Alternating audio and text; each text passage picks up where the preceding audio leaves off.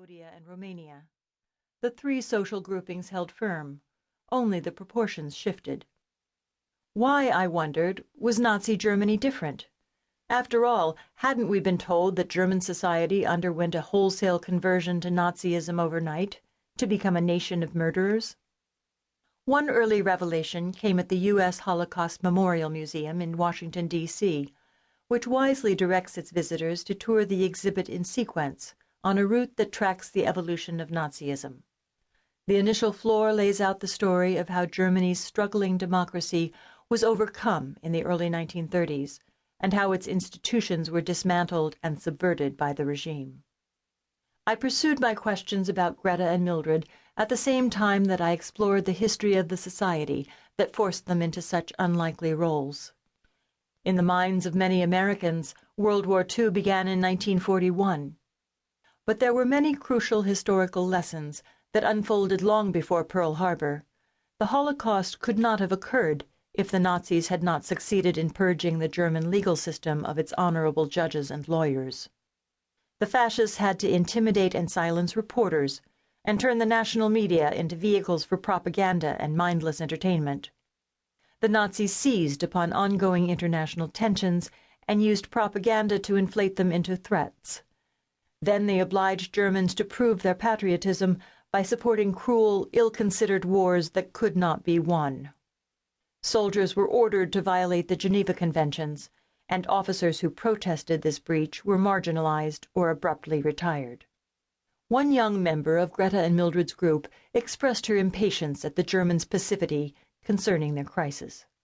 "Everybody's talking about it," she said, "but nobody's doing anything."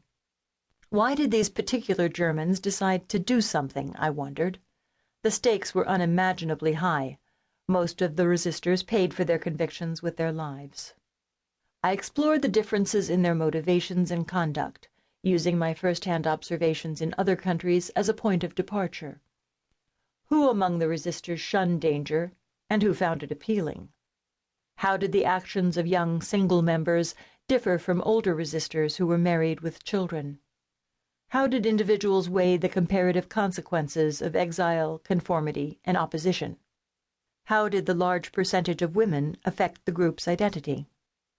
Underlying each line of inquiry was the question that haunts every book about Nazi Germany. How could they let it happen? This book is not directly about the Holocaust, but the event must cast its shadow over every account of the period.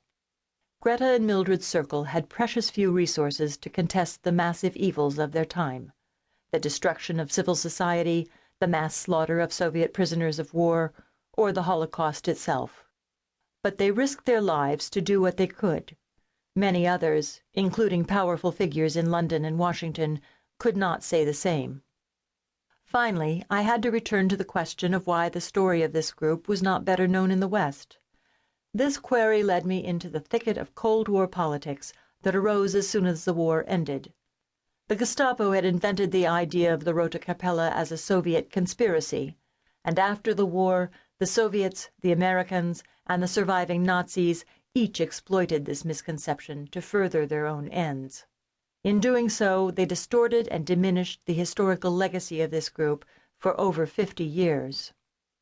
It took German reunification and a new generation of dedicated scholars to begin to set the record straight. I have relied heavily on a remarkable institution in Berlin, the Gedenkstätte Deutscher Widerstand, or German Resistance Memorial, and its scrupulously assembled archives and exhibits on the German resistance. I have also benefited from the work of Stefan Roloff, a brilliant artist and the son of a member of the group, who assembled a remarkable documentary and book about his father's experiences. Wherever possible, I have let my characters speak for themselves through their writings and memoirs. The circle was made up of intellectuals and wordsmiths, and their voices render a unique sense of their time.